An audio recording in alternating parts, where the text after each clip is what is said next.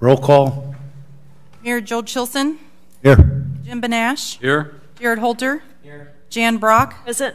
Paul Gleason. Excused. Knut Temte. Present. Craig Breitsprecher. Present. Stephen Knott. Present. Okay, at this point, we will look for approval of the minutes. So move. Second. Motion made by Jim Benash, seconded by Craig Breitsprecher to approve the minutes of the previous meeting. Discussion? Hearing none, all in favor signify by saying aye. Aye. Opposed, nay. Abstentions? So moved.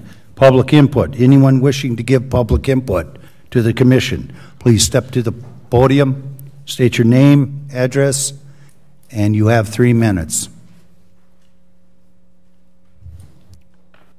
Second call. Anyone wishing to give public input? Third and final call. Anyone wishing to give public input? That portion is now closed. Consideration possible action on the following items.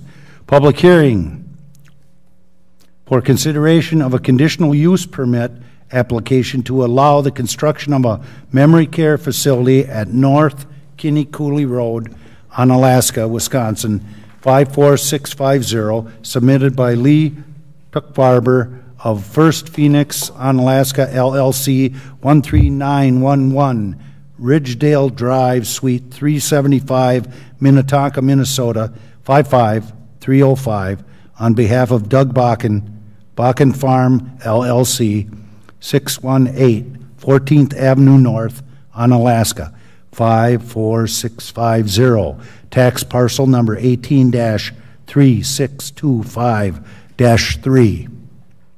Katie? Thank you. The property in question has just gone through the finalization of being zoned multifamily residential. Conditional use permits are required for rest homes and homes for the aged in this district.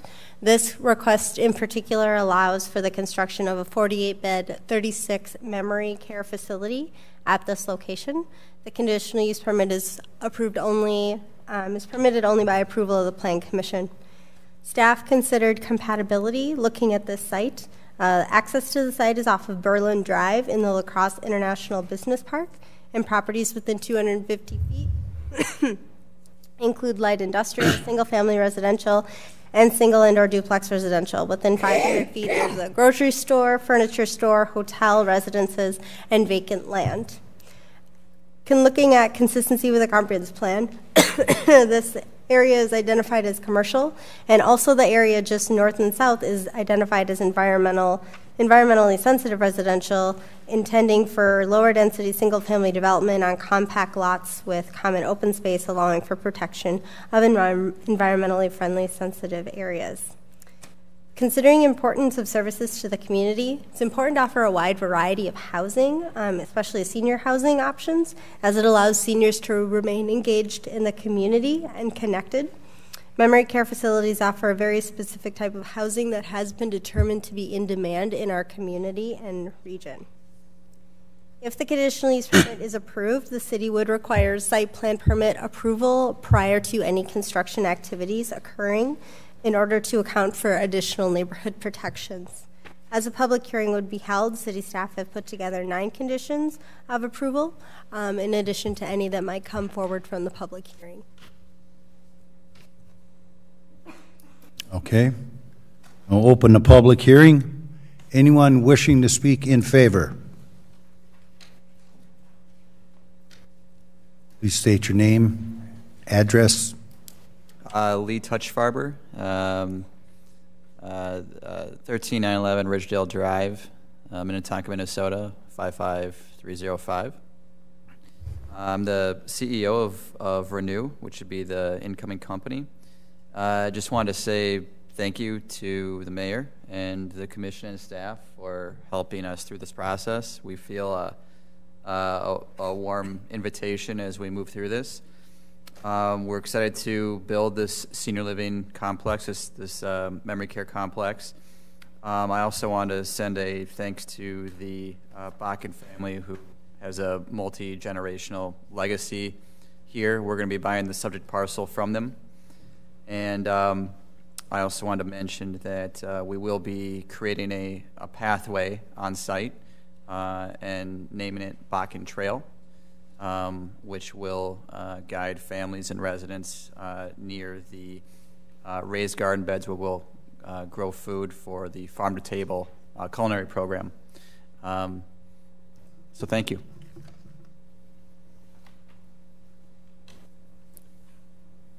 Anyone wishing to speak in favor? Second call, anyone wishing to speak in favor? Third and final call, anyone wishing to speak in favor? That portion of the public hearing is closed. Anyone wishing to speak in opposition? Second call, anyone wishing to speak in opposition? Third and final call, anyone wishing to speak in opposition? That portion is now closed. The public hearing is closed. What is the wish of the commission? I'll make a motion to approve with the 9 conditions listed by staff. Second.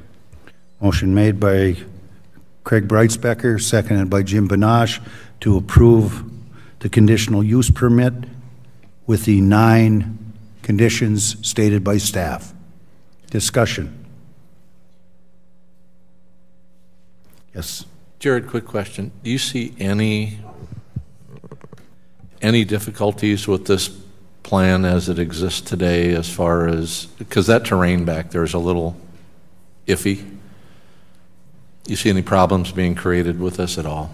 With the map that's shown today in your packet, you can see the contour lines. So there's a pretty good flat area out there that they're maximizing to do this development, but I think they can get it in, obviously we don't have the finite details yet, but they're showing an adequate roadway coming in there, and there's a few spots where they're encroaching a little bit, but with retaining walls or a redesign, refinement to the design, I think they'll be fine. Okay, thank you. Anyone else? Hearing none, all in favor signify by saying aye. Oops. I just wanted to note that this is just for one of the senior family memory care facilities that's shown on that plan. There are currently 2 buildings shown on there, but this is only approving 1. So just for the record. Okay. Anyone else? Okay, seeing none, all in favor signify by saying aye. Aye. Opposed, nay. Abstentions? So moved. Item 5. Public hearing for consideration of a rezoning request filed by Paul M. Robinson, 4133 Kinney Cooley Road North, Onalaska, Wisconsin, 54650, to rezone a parcel of land from light industrial M1 with the I-90 economic overlay district to single-family and or duplex residential R2 while maintaining the I-90 economic overlay district to facilitate a land transfer located at 4113 Kinney Cooley Road North, Onalaska, Wisconsin, 54650, tax parcel number 18-3403-2. Katie. Thank you. The existing zoning on this location is light industrial with an I-90 economic overlay. The properties within 250 feet include the La Crosse County landfill, farmland and vacant land, and other residences. The comprehensive plan identifies this area as commercial. The property owner owns both of the parcels in question. They both contain single-family residentials. The purpose of this rezoning request is to allow for a land transfer and parcel line modification. However, the 2 properties are zoned differently. So in order to modify those property lines, the zoning has to be the same. So there will be a public hearing and testimony should be considered. City staff have put together 5 conditions of approval for this development. Okay, what is the wish of the commission? Oh, excuse me, it's public hearing. Those wishing to speak in favor, please step to the microphone.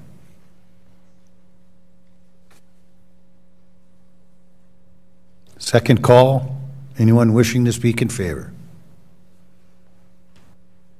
Third and final call, anyone wishing to speak in favor? That portion is now closed. Anyone wishing to speak in opposition? Second call, anyone wishing to speak in opposition? Third and final call, anyone wishing to speak in opposition? That portion is now closed. The public hearing is closed. What is the wish of the commission? Make a motion to consider the rezoning request to rezone from light industrial M1 to duplex residential R2 to include the 5 conditions. Okay, there's a motion. Second. Motion and a second to approve the rezoning with the 5 conditions. Motion made by Jim, seconded by Skip. Katie? Just to note that the I-90 overlay will be retained over both of them. So the I-90 overlay will, economic overlay will be intact. Any discussion? Hearing none. All in favor signify by saying aye. Aye. Opposed, nay. Abstentions? So moved. Item 6, a public hearing for consideration of an amendment to the Unified Development Code regarding draft language for the following ordinance sections: 13-6-7, 13-6-11, 13-6-12, 13-6-13, and 13-6-14. Katie. Thank you. The purpose of the proposed changes are to update the language within our accessory structure ordinance section within the UDC to better reflect staff enforcement and to assist in the public interpretation of the code itself. I went through in the staff report and noted out the different sections and the major things that staff is proposing. In the accessory uses or structure, to remove duplicative regulations, improving grammar as needed. One major thing that was proposed is the removal of the accessory number limitations, offering more flexibility to the public. We also note now when building permits are required for accessory uses and structures, and provided additional clarity on how setbacks apply to these structures. We updated the setback limitations for accessory structures in non-residential zoning districts and increased the maximum height from 15 feet to 20 feet. Updated the maximum light pole heights and standards related to excessive glare and illumination on neighboring properties. We want to limit as much light pollution as possible.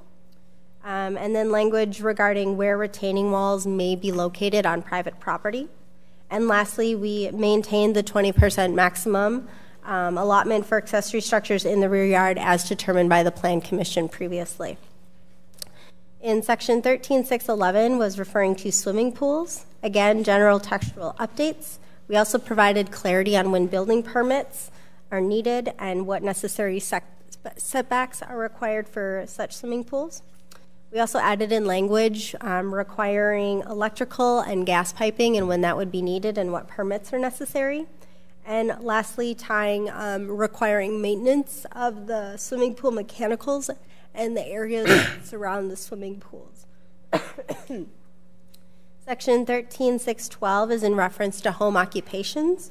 Again, general text updates, and then also adding in language regarding if you have employees, a lot of customer traffic, and when a conditional use permit is going to be required. Again, cleaning up that language and making it easier for the public to understand what they can do in their home as a business, needing a permit versus not needing a permit.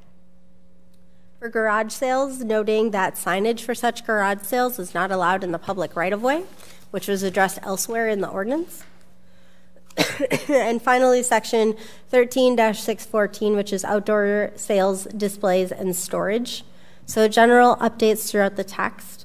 We also added reference that you need to obtain a temporary tent permit and requiring inspections prior to installation and requiring permit holders to abide by Wisconsin state statutes concerning temporary structures as stated and identified in the International Building Code. Previously, the Plan Commission had approved a temporary tent policy.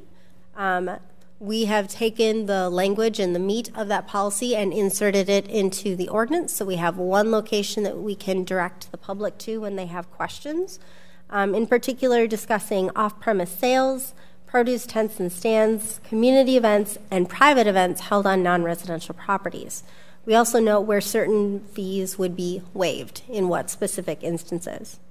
Lastly, we looked at outdoor storage. And noting that railroad containers, pods, and other such similar containers are not allowable for storage. We currently don't permit them, but now we have it in writing. So there will be a public hearing. So these are have been reviewed multiple times by city staff, and we've also sent it to legal counsel to get their opinion on it. So we have it for you tonight for your consideration. Okay, I will open the public hearing. All those wishing to speak in favor? Second call. Those wishing to speak in favor? Third call. Those wishing to speak in favor? That portion is now closed. Those wishing to speak in opposition? Second call. Those wishing to speak in opposition? Third and final call, those wishing to speak in opposition. That portion is now closed. The public hearing is closed. What is the wish of the commission? Motion to approve the amendment to the Unified Development Code as presented by staff. Second.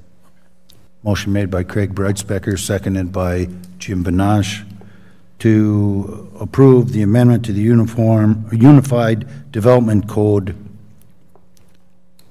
as presented by staff. Discussion. Jim. Just a quick question on the, since we've updated the storage containers, occasionally somebody will have one sitting in their driveway because they're going to be moving or going to some other location and they need it there for a week or two or however long it may take. Should we have some language in there that they would be allowed for certain events, moving storage for just a week or two, or if somebody just has it and the neighbor says, hey, they've got a storage container in their yard, we wouldn't go over there and, you know, make them move it. Do you think we need anything like that in our ordinance? So I look at it in the same realm as a dumpster. That would be in someone's driveway. We do not currently regulate dumpsters and driveways. Typically, if people, you can just rent one, go to a refuse hauler, and ask them to put it in your driveway, and you work on it as you're able. Sometimes we check to see if they have an open building permit that we can tie back to it if they're doing a roofing project or a renovation, but other times they're just cleaning out the basement. So we don't currently regulate it. We do try to contact the property owner to find out how long it's going to be there, but we currently don't. So in my opinion, it's very similar to that. If they do park something like that in the street, they would have to get approval from the police department. And then there's also, if there's a dumpster in the street, there's a permit that you can get. So we don't want to be too over-regulatory. This is an opportunity where we're looking more at the commercial side of it, where we don't want people having semis sitting on their property and then loading that and keeping that because they don't have enough room in their business. So that's typically how it's been enforced, is on commercial properties. Okay, thank you. You're welcome. Anyone else? Craig?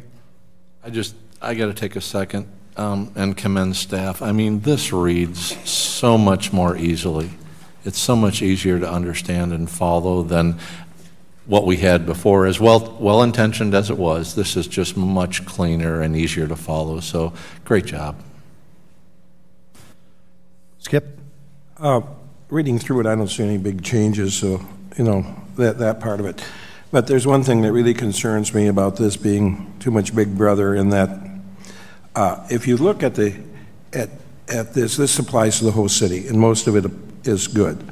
But I look at what the city used to be. You look at item 10 that we have in our agenda, and when I graduated from high school, that was basically the whole city. Now, back in those days, people had to have outside garages because they didn't have detached. That wasn't thought of yet. And in fact, it wasn't safe to have an outside garage because, an attached garage, because if your garage burned down, it'd burn your house down too, so didn't want that. And in fact, back in the early days, the lots were only 30 foot wide. My grandparents' house was on 3 lots of 30 foot to give it 60 foot to have big enough house and such. But I think that we have a problem here. I'm not going to vote against this, but there's a problem that I don't know how we can solve, that I don't think this fits to the older part of the city. And I don't know how we can solve that problem. Okay, duly noted. Jan? I just have a question. On the accessory use structures, the second bulleted point says removal of accessory structure number limitations. I couldn't find that in there. Where is it? Okay, so if you look on the very first page where it's all the hatch marks at the very bottom, it says 1 detached garage or 1 attached garage, 1 swimming pool, 1 children's play structure, 1 additional accessory building. So we would limit what type and how many structures you could have on your property. We'd say you can only have 1 pool, or you can only have 1 storage or 1 garage. So we felt that that was being very restrictive, and we were making choices for people. So we've removed that, and now you can have as many accessory structures as you like, provided you don't go over that 20%. So we've essentially allowed people more freedom with what they'd like to do with their property. Okay. Then my other question is, okay, I'm sorry. The next one, why did we change the height from 15 to 20 feet? In commercial or non-residential properties? Right. We've seen that some commercial properties have larger mechanical equipment for snow plowing and things of that nature, and it's more difficult to get that equipment into the 15-foot height. So we spoke with some people that worked in the commercial area, and they felt that 20 feet would be easier to allow for that. And this is, of course, only in those non-residential districts. And we also had our commercial building inspector look at that, and he agreed that that would be acceptable. He didn't see an issue.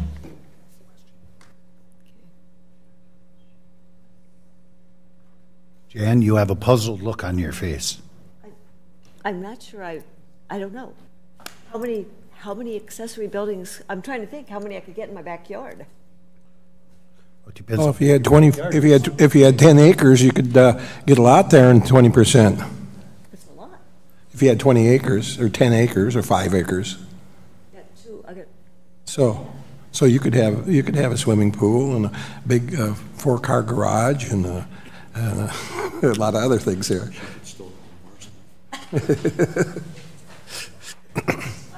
Questions by anybody? Questions? Comments? Okay, all in favor of the motion? Signify by saying aye. Aye. Opposed, nay. Abstentions? So moved. Item 7, review and consideration of a certified survey map, CSM, submitted by Paul Robinson, 4133 Kinney Cooley Road North, Onalaska, Wisconsin, 54650, to reconfigure 2 parcels, 4.4 acres, at 4133 and 4113 Kinney Cooley Road North, Onalaska, Wisconsin, 54650. Tax parcels number 18-3403-2 and 18-3404-0. Katie. Thank you. As stated previously, properties within 250 feet of those one in question include commercial industrial businesses in the La Crosse Industrial Business Park, the La Crosse County landfill, residential, and agricultural and vacant land. As mentioned before, the purpose of this CSM is to reconfigure the noted tax parcels, which is now under review for the rezoning request. The applicant is seeking approval of this certified survey map. Staff have put forward 7 conditions of approval for this development. Thank you. What is the wish of the commission? Make a motion to approve the certified survey map for 4133 Kinney Cooley Road to reconfigure to 2 parcels, 4133 and 4113 Kinney Cooley Road North, to include these 7 conditions. Motion made by Jim Benash to reconfigure 2 parcels, 4133 and 4113 Kinney Cooley Road North. Is there a second? I'll second. Second by Craig. Discussion? Hearing none? Or with the 7, also with the 7 conditions. All in favor signify by saying aye. Aye. Opposed, nay. Abstentions? So moved. Item 8, review and consideration of modifying the conditions of approval tied to the approved conditional use permit at 110 Irvin Street, Onalaska, Wisconsin, 54650, which allowed the construction of a parking lot as a principal use. Tax parcel number 18-28-0. Katie. Thank you. The conditional use permit to allow the construction of a parking lot at 110 Irvin Street, owned by the City of Onalaska, was approved by the Plan Commission on June 27th of 2017. There were 8 conditions of approval tied to that development. To date, the development agreement lease arrangement with the City of Onalaska has been approved, and a site plan permit for the parking lot has been issued. The parking lot is now under construction. Currently, condition number 3 required that the parking lot pavement, striping, and drainage mechanisms are to be installed by October 1st of 2017. Staff are proposing to extend this deadline to November 17th of 2017 and then allow the site landscaping to be installed by June 1st of 2018 as needed, which is typical in many commercial developments throughout the city. So staff is asking for consideration of an updated condition number 3 of the conditional use permit. I'll make a motion to approve the modifying of the conditions for the updated condition to be dated November 17, 2017. I'll second. Okay, motion made by Jim Benash, seconded by Colonel Knott.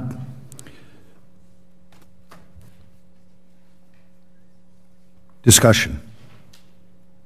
I'm sorry. I would like it noted that the Plan Subcommittee made a motion to recommend to the Plan Commission approval of modifying conditions of the approval tied to the approved conditional use permit at 110 Irvin Street, Onalaska, Wisconsin, which allowed the construction of parking lot as a parcel use of tax parcel 18-28-0. Okay. Anyone else?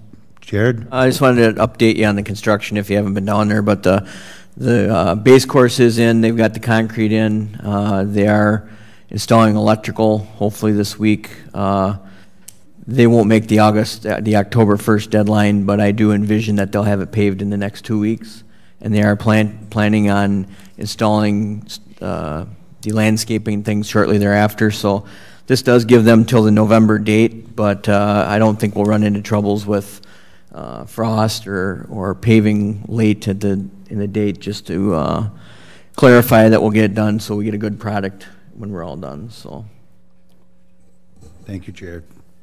Jared, one quick question. The area between that small retaining block area and the sidewalk, is that all the landscape area in there? Correct. The between the brick paver sidewalk and the gravel that you see, that will all be landscaped. Okay, thank you. And along the southerly property line along the substation will also be landscaped. Anyone else? Okay, all in favor of approving this modification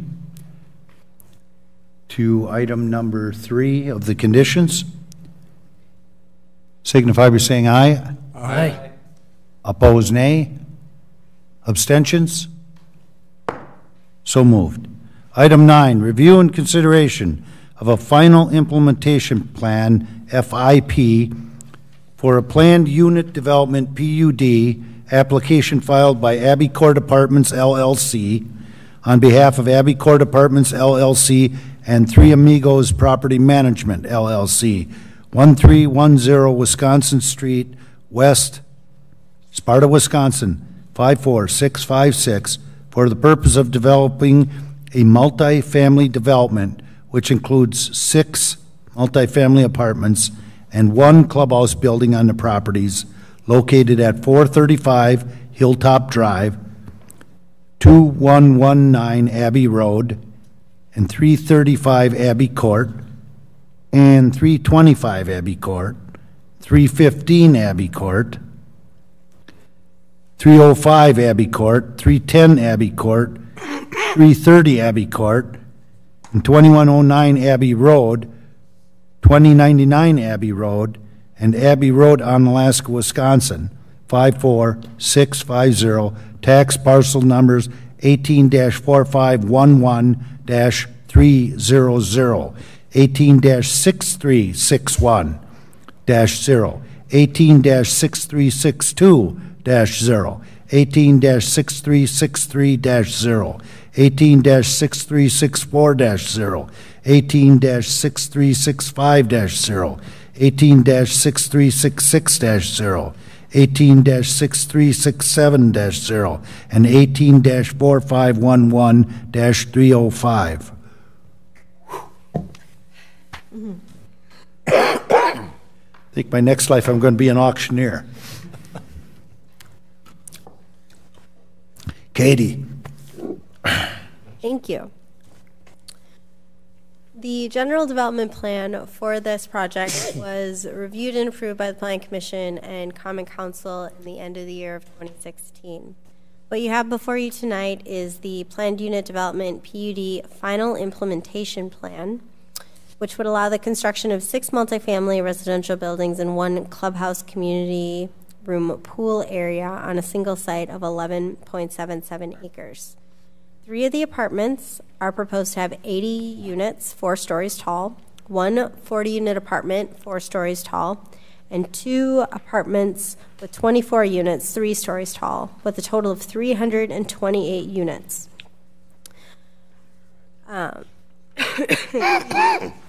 There would be 326 parking spaces located underground and 317 surface parking stalls, totaling 643 parking spaces, again, which was approved by the Plan Commission and Common Council previously. Overall, the development is proposed to have approximately 53.6% of common open space. They have updated the phased approach for their development, which has been included in your packet. Starting with the northern 24 unit, the 3-story in spring of 2018, completed the following year. Phase 2, including that southern 24 unit, beginning construction in 2019 with completion in 2020. Phase 3 is expected to include the 40-unit apartment and the installation of the future street access road in the spring and summer of 22, and it continues on through there. The subsequent phases are anticipated to be determined based on market conditions, and as the apartments are fully leased, they would begin work on the subsequent apartments.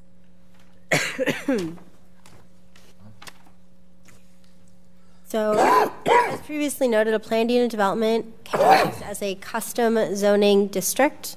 The permitted uses include the multifamily housing with the apartments, Any other permitted uses have to be consistent with the Unified Development Ordinance. There are currently no proposed conditional uses for this development. The areas west of the proposed PUD are located in the town of Onalaska, including single-family dwellings and vacant land.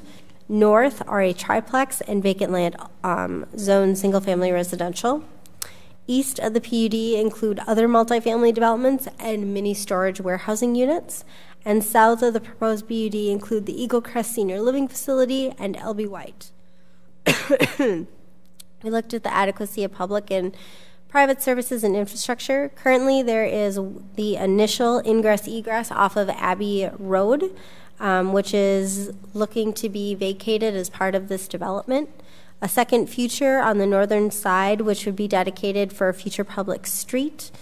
They have obtained letters as required in the general development plan from all private utility providers, noting that services are available to serve this development. The applicant is working with the city on securing a water main loop also to serve this development. The apartments have been laid out with site topography in mind. The majority of the structures, as stated, are 4 stories at height, which we'll discuss momentarily. They have submitted building elevations for all 4 of the different apartment structures and the clubhouse. They have submitted a master landscaping plan. There will be some changes that'll have to happen, such as the easternmost trees have to be removed from the Dairyland power line easement unless they max out at the 12-foot in height. They are proposing currently 77 trees in addition to other landscaping treatments along all of the structures on the site. There is the concerning open space and provisions in design. As stated, 53.6 of the site is proposed to be open space. They do have a potential parkland dedication located on there, shown in the southeastern portion of the site. Any approval of that would need to go to the Park and Recreation Board and ultimately the Common Council for approval. They have noted some pedestrian trails in the southern and on the western side of the property. They've also noted a picnic area and walking trails throughout the site. It appears as though the walking path and trail would be connected to the city-required sidewalk on Abbey Road, which would be required to go in when the first building was installed. Concerning the retention of natural, cultural, and historical resources, they intend to preserve as many of the large oaks that remain on site as possible, which was included as a condition in the Abbey Road plat. Setbacks are allowed to vary in planned unit developments. We are looking for additional detail in terms of setbacks from the property lines and setbacks between the structures themselves. For the 4-story buildings, the buildings are proposed to be 54 feet in height. Common open spaces are meant to be functional, improve appearance, and aesthetics. There are some questions that staff have regarding the open space and trails, making sure that they meet ADA requirements and that they match what is shown on the grading plan so that they can be used by everyone. We've talked about parking.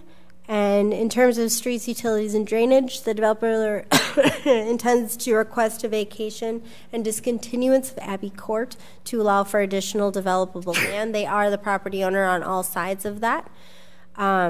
We will need an updated utility plan, which is listed as one of the conditions in the conditions of approval. We want to maintain a 42-foot turning radius throughout the site to ensure fire department accessibility through the parking lots. There is one main entrance as stated, plus the additional feature dedicated street. And in terms of signage, currently they're proposing one entrance sign at the main entrance to serve the entire development. So city staff had done an additional review in addition to the Plan Commission tonight. Prior to any construction activities, if the final implementation plan is approved by the Plan Commission and Common Council, they would have to come in for those buildings on an individual basis and go through site plan review with the city staff. The applicant is requesting approval of this plan. Currently, there are 36 conditions of approval. Staff have come up with a couple additions that we will bring up during discussion. Big project. What is the wish of the commission? Make a motion to approve the final implementation plan for the plan unit development application filed by Abbey Court Apartments on behalf of Abbey Road Apartments and Three Amigos Property Management to include the known 36 conditions with the updated conditions. I'll second. Motion made by Jim Benash, seconded by Craig Brightspecker to approve the application, the PUD application, or the final implementation plan for the PUD with the 36 conditions. Questions? Yes.